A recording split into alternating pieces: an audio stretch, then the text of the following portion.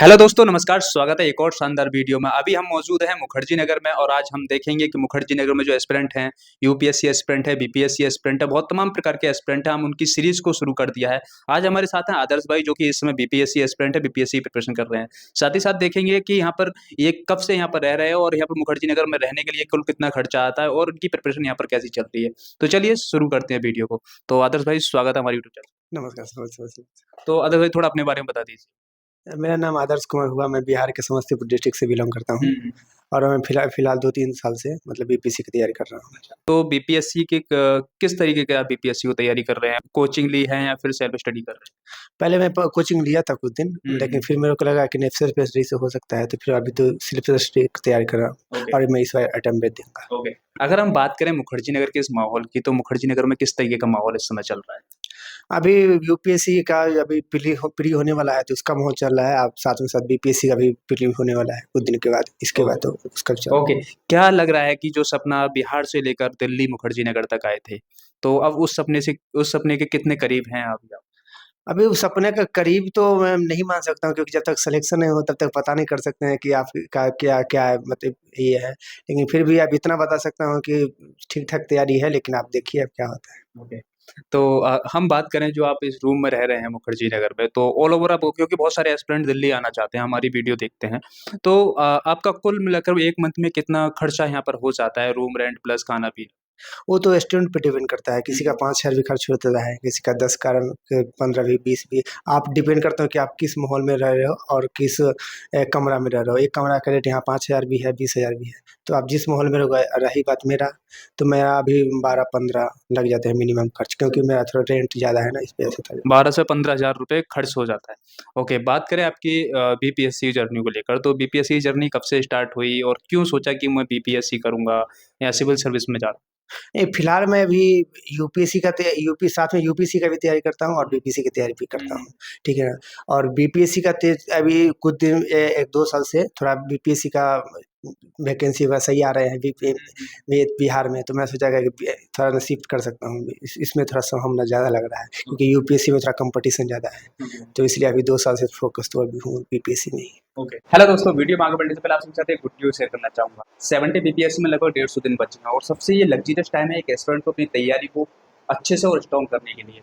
तो PW BPSC वाला लेकर आया सेक्शन 3.0 17वीं बीपीएससी 2024 बाइलिंगुअल बैच एंड 2.0 17वीं बीपीएससी 2024 हिंदी बैच। इसमें आपको मिलने वाला है लाइव एंड रिकॉर्ड क्लासेस, साथ ही आपको मिलने वाली हैं क्लास नोट्स और पीटी प्लस मेंस की टेस्ट सीरीज और सबसे बड़ी बात इसमें मिलने वाला है आपको 24 घंटे डाउट सपोर्ट। आप ये स्क्रीन पे देख रहे होंगे, ये फैकल्टी है जो कि बीपीएससी में आप लोगों के लिए पढ़ाएंगे। अगर आप यूपीपीसीएस और आरओ एग्जाम को भी टारगेट कर रहे हैं तो आप सभी को पता है यूपीपीसीएस प्रीलिम्स को पोस्टपोन कर दिया गया है जो कि जुलाई में होना था, लेकिन अब सुनने में आ रहा है ये अब ये नवंबर में होगा और आरओ की भी डेट जल्दी ही फिक्स होने वाली है। तो देखा जाए तो ये भी काफी लग्जरियस टाइम है एक एस्पिरेंटों की प्रिपरेशन को और अच्छे से करने के लिए। तो पीडब्ल्यू यूपीपीसीएस वाला लेकर आया है आप सभी के लिए सक्षम यूपीपीसीएस फाउंडेशन बैच, जिसकी फीस मात्र 4999 रुपए में है। साथ ही साथ संयुक्त बैच जिसकी फीस 1999 रुपए में है। आप इन बैचेस पर भरोसा कर सकते हैं। अभी ज्वाइन करने के लिए मेरा कूपन कोड यूज कर सकते हैं स्पॉट50, जिसमें आपको एक्स्ट्रा डिस्काउंट भी मिल सकता है। बाकी के बैचेस के लिंक मैं डिस्क्रिप्शन में दे दूंगा, चेकआउट कर लेना। चलते हैं वीडियो की ओर। अगर हम बात करें बीपीएससी को स्पेशल लेकर, तो बीपीएससी का कितना आपका किस तरीके से पूरे दिन का शेड्यूल रहता है? सुबह से लेकर शाम तक का क्या शेड्यूल रहता है? मैं सुबह में 6 या 7 बजे मैं उठता हूँ, क्योंकि मैं दिन में पढ़ने वाला व्यक्ति हूँ, रात में पढ़ने वाला व्यक्ति हूँ नहीं। तो सुबह में 6-7 बजे उठता हूँ, फिर मेरा एक सेट पहले मैं जैसे अभी 2 सब्जेक्ट ही पढ़ता हूँ एक दिन में, ठीक है ना? उसी के अनुसार मैं पीवाईक्यू भी लगाता हूँ, जो कि यूपीएससी का हो या फिर बीपीएससी का हो।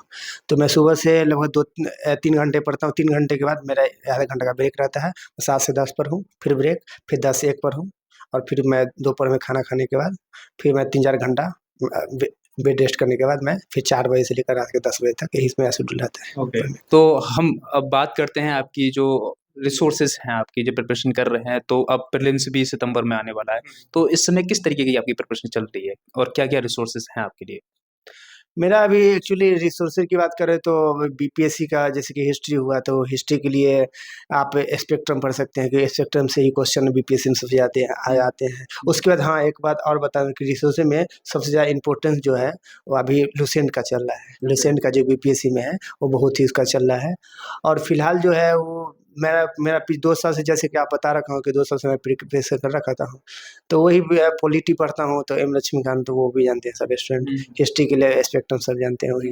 ये ज्योग्राफी हुआ, ज्योग्राफी के लिए एनसीईआरटी पढ़ता हूँ, और कुछ एडवांस बुक है जो मेकर से उठाता हूँ, वो है बिहार स्पेशल, जो कि हर पीसीएस के लिए रामबाण माना जाता है, तो उसको मैं पढ़ता हूँ। और अभी फ़िलहाल जो है एक नया प्लेटफ़ॉर्म आया है बीपीएससी में, ऐसे है तो बहुत पुराना पीडब्ल्यू का ही, लेकिन अब बीपीएससी में जो अभी नया जो चल रहा है वो है पीडब्ल्यू का जो ऑनलाइन कोर्स है, उसका ले रखा हूँ, जिसे हर मंथ का, हर सप्ताह का मतलब टेस्ट भी मिलता है उसमें, और फीडबैक भी मिलता है, जो मेंटरशिप वगैरह जो है सब चीज़ प्रोवाइड कराते हैं, जो मेरे को अभी तक तो सबसे अच्छा लगा मेरा पीडब्ल्यू का। तो इसके अलावा और कोई टेस्ट सीरीज आप लगा चुके हैं या फिर लगा रहे हो? आपका टारगेट कि मुझे प्रीलिम्स आने तक इतनी टेस्ट सीरीज को कंप्लीट करना है क्या? नहीं, पहले वो मैं इधर-उधर का लगाता था, लेकिन जैसे ही जैसे यूपीएससी का जब प्री हो जाएगा, उसके बाद जब 2 महीने बचेगा ना बीपीएससी का, तो एक एक और है टेस्ट सीरीज़ का नाम नहीं बता सकता हूँ, लेकिन उसका भी लगाता हूँ, लेकिन और अभी तो मैं पीडब्ल्यू का ही लगाता हूँ, क्योंकि उनका अभी थोड़ा सही लग रहा है। तो रिसोर्स में जो अगर यूपीएससी भी का उसका जो है बहुत अच्छे चल रहा ओके, अगर हम बात करें मुखर्जी नगर में कोचिंग के बारे में, तो हम जगह-जगह देखते हैं बैनर लगे हुए हैं, तो अगर कोई न्यू एस्पिरेंट आ रहा है मुखर्जी नगर में, तो अगर कोई भी एस्पिरेंट हो, किसी का भी एसएससी का भी हो, यूपीएससी या बीपीएससी किसी भी प्रकार का हो, तो बेस्ट कोचिंग को कैसे तलाश करें मुखर्जी नगर में आकर? क्योंकि कोचिंग की भीड़ है एक मुखर्जी नगर में, तो कैसे अपने आप को एक सेफ ज़ोन में ले जाएँ? देखिए, पहले कोई चीज़ जानने से पहले ना आप उससे पहले रिसर्च कीजिए, है ना? तभी आपको पता चलेगा कि हमको करना क्या है। हाँ, तो बताइए अभी कैसे रिसर्च करें? हाँ, रिसर्च क्या करना है कि पहले आप एनसीईआरटी पढ़िए, ठीक है? एनसीईआरटी पढ़ने के बाद ना आपको पता लग जाएगा कि हम जिस एग्ज़ाम की तैयारी कर रहे हैं, उसका डिमांड क्या है।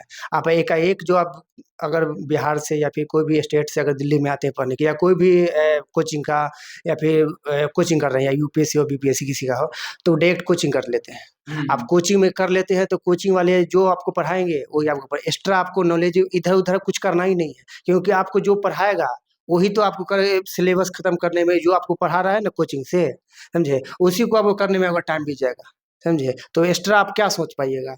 अभी के एग्ज़ाम जो है वो थोड़ा डाइवर्सिटी माँग रहा है, क्योंकि आप सिर्फ़ वही नहीं कि जो पढ़ा रहा है उसमें नहीं, एक्स्ट्रा से इधर-उधर भी आप थोड़ा माइंड लगाइए। तो यूपीएससी का मेरा यही था, या फिर बीपीएससी का भी, कि अभी कोचिंग की भीड़ जो है वो इसी पे है, क्योंकि स्टूडेंट आते हैं सीधे कोचिंग ले लेते हैं, से भी कोई भी पूछते हैं कि कौन-सा कोचिंग अच्छा है, या फिर अभी व्हाट्सएप पर, यूट्यूब पर देखते हैं कि आ जाता है कि हाँ, बेस्ट कोचिंग ये है, बीपीएससी का ये है, बस आ जाते हैं। भाई वो जो बोल रहे हैं उसका तो वो आपको बता रहा है, तो वो तो पैसा कमा रहा है आपसे, लेकिन आपका पैसा लग रहा है, तो आप भी तो देखिए कि हम कहाँ हैं। एनसीईआरटी पढ़िए, एनसीईआरटी पढ़ने के बाद आपको खुद पता चल जाएगा कि इसका डिमांड का है, क्या है, और क्या ये यूपीएससी या कोई भी पीसीएस है, वो कोचिंग से हो सकता है या सेल्फ स्टडी, मेरे हिसाब से कि सेल्फ स्टडी से हो सकता है, समझे? रही कोचिंग की बात, तो कोचिंग जो कोई भी करता है वो टाइम बचाने के लिए करता है, लेकिन ज़रूरी नहीं है कि आप कोचिंग में आप जा रहे हैं तो आपका सिलेक्शन हो ही जाएगा, लेकिन वो भी गारंटी नहीं ले रहा है कि आपको होगा कि नहीं होगा। तो इसलिए आप अपने पे डिपेंड रखिए कि मेरे को करना क्या है, इसके पहले एनसीईआरटी पढ़िए, आपको खुद पता लगेगा कि मेरा ज्ञान जो है उसके बाद आपको बढ़ेगा। तो इस टाइप से आप अपना सिलेक्शन कर सकते हैं। हाँ, आप पहले अपने आप में सोचिए कि पहले एनसीईआरटी आप पढ़िएगा ना, तो आपको पता लग जाएगा कि डिमांड क्या है यूपीएससी का, क्योंकि अब यूपीएससी हो या बीपीएससी है, उसका आप सीधे आप +2 करके आइएगा या फिर ग्रेजुएशन करके आइएगा ना, सिलेबस देखिएगा, आपको समझ नहीं आएगा कि क्या लिखा है। अब लिखा हुआ है कि अंतर्राष्ट्रीय में क्या है संबंध में? अब कोई क्या इज़राइल में कोई मर गया तो वो भी तो अंतर्राष्ट्रीय संबंध है, तो क्या यूपीएससी में क्वेश्चन पूछ रहा है? नहीं पूछ रहा है। बीपीएससी में पूछ रहा है? नहीं पूछ रहा है। तो ये कैसे पता चलेगा आपको? वही पता है एनसीईआरटी पढ़िए, एनसीईआरटी पर थोड़ा पेपर पढ़िए, आप पेपर पढ़ने के बाद ना तब आपको पता लगेगा कि अच्छा ये सब बात है, तो आप कोचिंग लेना है कि मार्केट से क्या करना है। Okay, okay. अभी हमको आपके कुछ दोस्त थे, वो बता रहे थे, तो हमें कुछ पता चला कि आप जब से घर से आए हैं पिछले 3 साल से घर ही नहीं गए हैं। याद नहीं आती घर वालों की? देखो, याद तो सब आती है, याद अब घर वाला ऐसी चीज़ है कि उसका तो याद सबको आता है, ठीक है ना? लेकिन रही बात कि मैं सोचा था कि जाऊँगा, ठीक है? लेकिन अब सिलेबस कंप्लीट हो गया है, ठीक है ना? अब एग्ज़ाम सर पे है। मैं सोचा कि घर पे चला जाता हूँ, तो घर पे जाने के बाद अगर 10 दिन भी अगर मेरा अगर ये हो रहा है, डिले हो रहा है, तो 10 दिन कोई बच्चा जो है वो पढ़ रहा है। मैं घर जा रहा हूँ, तो 10 दिन बच्चा कोई एफर्ट लगा पढ़ रहा है, तो हो सकता है सिलेक्शन उसका भी हो। ठीक है, हो सकता है मेरे को नहीं हो, लेकिन मैं ऐसा नहीं करना चाहता हूँ कि अपने आप में मेरे को ये महसूस नहीं होना चाहिए कि 10 दिन मैं यहाँ गया, तो इस वजह से मेरा ये हो सकता है ना हो। ओके। तो हाँ, अपने आप में ये नहीं करना ओके। चाहता हूँ। तो फैमिली मेंबर्स नहीं कहते कि यार बेटा इतने दिन हो गए कि आप घर भी घूम जाओ, 3 साल से आप यहाँ हो, तो कभी कुछ ऐसा सुनने को मिला है? हाँ, मिलने का तो सुना है, लेकिन बीपीएससी का जैसे मैं आपको बता रहा हूँ कि मैं समस्तीपुर डिस्ट्रिक्ट से बिलोंग करने वाला हूँ। तो मैं सोचा कि मेरा एग्ज़ाम बीपीएससी का होगा, तो एग्ज़ाम का बीपीएससी होगा, उसके बाद मैं 1 सप्ताह घर रहूँगा, ओके। फिर यही है। ओके, चलो लास्ट में आप क्या कहना चाहेंगे उन स्टूडेंट के लिए जो दिल्ली मुखर्जी नगर में आ रहे हैं और या फिर कहीं दूर-दराज से प्रिपरेशन कर रहे हैं, वो सोच रहे हैं मूड कहीं न कहीं उनका बन रहा है कि मुखर्जी नगर हम आएँ। तो किन-किन पॉइंट को सोचकर मुखर्जी नगर में आएँ? कैसे वो रूम को खोजें और कैसे कोचिंग को अच्छे से वेरीफ़ाई कर पाएँ? सबसे पहले मुखर्जी नगर आना ज़रूरी नहीं है। आप देखिए कि घर में पढ़ाई आपका हो रहा है, तो ठीक है, नहीं तो ये सोचिएगा कि मुखर्जी नगर आ जाए, कोचिंग ले जाऊँगा, तो हो जाएगा। तो ऐसा कोई एस्पिरेंट आप एक वेब सीरीज़ देखे थे, तो उसमें भी यही बोलता था कि आप लोग को लग रहा है कि मैं मुखर्जी नगर आ गया हूँ, कोचिंग ले लिया हूँ, तो मैं आईएएस बन जाऊँगा, एसडीएम बन जाऊँगा, ऐसा कुछ नहीं होता है, ठीक है ना? सेकंड रैंकर जो है, वो यूपीएससी का भी जानते होंगे, वो भी जो है, वो कहीं न कहीं बाहर से ही तैयारी किए थे, 2022 की बात कर रहा हूँ। नहीं कि यहाँ मुखर्जी नगर है। उस अगर गाँव में रहने के बाद भी अगर सेकंड रैंक आ रहे हैं, 2022 की बात कर हुँ, रहा हुँ, हूँ, हुँ। तो क्या मुखर्जी नगर में आना ज़रूरी नहीं? हाँ, हाँ, अगर अगर अब लग रहा है कि जैसे मेरे को नहीं है घर पे पढ़ने का उतना, तो इसलिए मैं यहाँ गया। अगर यहाँ आना है तो मैं आपको बोल दिया हूँ, एनसीईआरटी पढ़ो, आप किसी से भी पूछ लीजिएगा, कुछ सब यही बोलेंगे, और आपको भी ना कुछ दिन के बाद आपको भी यही लगेगा कि अगला आदमी क्या बोला था, ठीक है ना? वो है कि बुद्धि आते-आते आती है, एक दिन में नहीं आती है। वो आइएगा, यहाँ कोचिंग में ले लीजिएगा, आपको हमको आपको बता रहा हूँ ना कि वो जो बुक पढ़ाएगा ना टीचर, आपको उसके सिवा इधर-उधर कुछ सोचने का टाइम ही नहीं मिलेगा। क्योंकि वो इतना पढ़ाते हैं ना कोचिंग वाले, कि आपको इधर-उधर कोई एक्स्ट्रा टाइम ही नहीं मिलेगा।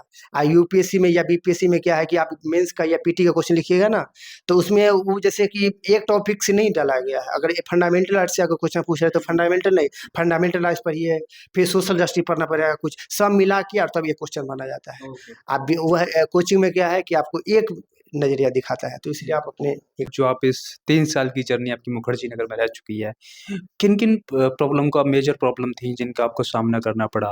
कभी कभी डिमोटिवेट हुए, फिर उनको कैसे उभारा और किस तरीके से अपनी प्रिपरेशन को जारी रखा?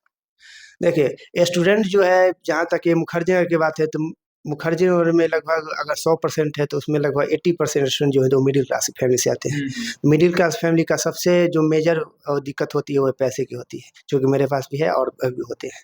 अगर फैमिली का अगर बैकग्राउंड सही है, तो आप आ सकते हो, क्योंकि ये जर्नी जो है ना, वो 1-2 दिन में यहाँ जनरल कपड़े से है नहीं कि 1 साल में आया निकल जाएगा। भाई 5 साल भी लग सकता है, 15 साल भी लग सकता है, समझे? तो आप अपने घर पे देखिए कि पैसे वगैरह सब सही है। सबसे भी दिक्कत है, अगर हाँ, आपके पास जेब में पैसे है ना, ठीक है ना? तो आपको मतलब मोटिवेशन भी बना रहेगा आपको। अगर कुछ पढ़ने का मन नहीं है, तो कुछ खा लीजिएगा, तो या कहीं घूम लीजिएगा, पैसे हो, तो आपको मोटिवेशन जो है वो बना रहेगा। लेकिन पैसे नहीं हो, तो मोटिवेशन भी आपको हर भी क्रिएट करता रहता है। मेरा भी यही हो रखा था, तो मेरे को भी क्या है, पढ़ने-लिखने कभी-कभी स्टूडेंट ही तो है, आदमी तो है, तो कभी-कभी पैसे का दिक्कत होता था, या फिर कोई खाना-पीना का भी कभी-कभी दिक्कत हो जाता था, खाने-पीने के लिए भी दिक्कत हो जाता है। तो ऐसे होता है, तो पढ़ने-लिखने का मन नहीं है, तो कहीं घूम भी लेते हैं। बस यही मोटिवेशन हो जाता है। वो आते-आते ना आती है, आपको बोलेंगे बुद्धि आते-आते आती है, यहाँ रहिए, 1-2 साल रहिएगा, ठोकर खाइएगा, फिर पता चलेगा कि करना क्या है। ओके, थैंक यू आदर्श जी, अपना टाइम हमारे साथ इतना स्पेंड किया। तो आई होप गाइस आपको ये वीडियो से काफ़ी सारे इन्फॉर्मेशन मिली होगी अबाउट मुखर्जी नगर। अगर आप चैनल पर पहली बार आए हैं तो चैनल को सब्सक्राइब कर दीजिए और अगर आप सिविल सर्विस की प्रिपरेशन कर रहे हैं तो स्पेशली आप मेरे चैनल से जुड़ जाइए क्योंकि आपको इस चैनल पे सिविल सर्विस से रिलेटेड हम आपको कंटेंट लाते रहेंगे। थैंक यू सो मच, मिलते हैं नेक्स्ट वीडियो में। Bye bye.